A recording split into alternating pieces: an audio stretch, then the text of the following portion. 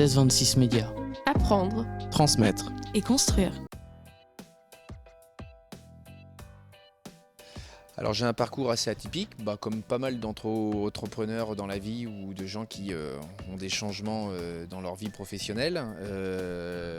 J'ai commencé ma première activité professionnelle.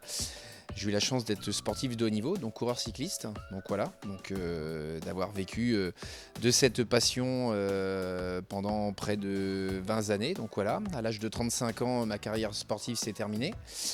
Et puis, comme tout sportif de haut niveau, simplement que pour une petite poignée qui réussissent et qui sont après des légendes du sport, il faut malgré tout retourner au travail. Donc voilà. Et donc ma reconversion s'est dirigée sur plein d'interrogations dans un premier temps pour finir par prendre le choix d'ouvrir un établissement de restauration. Donc voilà, avec mon épouse, qui elle a déjà travaillé dans ce cadre et environnement-là. Le chemin a mûri petit à petit pendant cette année à la fin de ma carrière sportive. Et puis au fur et à mesure de recherche, de formation aussi, où j'ai dû aller faire quelques essais de tests. Et on a trouvé l'opportunité du restaurant aujourd'hui qui est basé sur le parking du centre Leclerc de Carentan.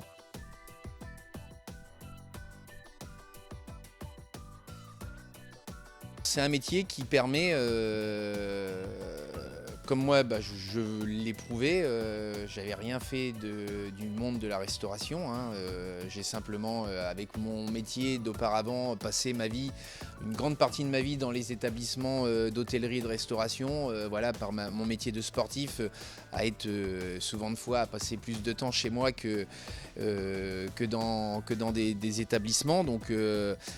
C'est un métier où on peut être autodidacte. Donc voilà, par l'envie de faire ce métier, on peut, sans avoir une formation professionnelle ou avoir fait des études particulières, être capable de le réussir.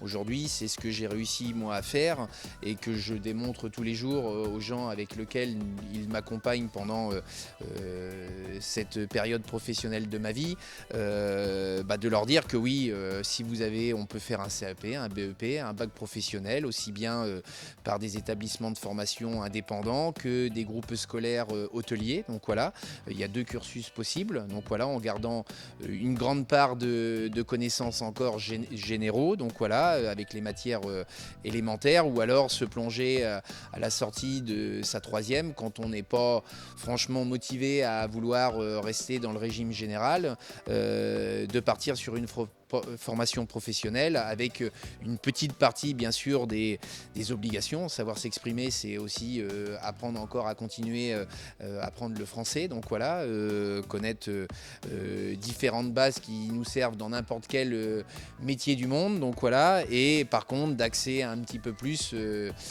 sa formation avec beaucoup plus de stages en entreprise ou d'apprentissage, et qui permet aux enfants qui ne sont plus du tout attachés à la scolarité normale de pouvoir essayer de trouver le palier idéal et de se lancer dans le monde professionnel rapidement.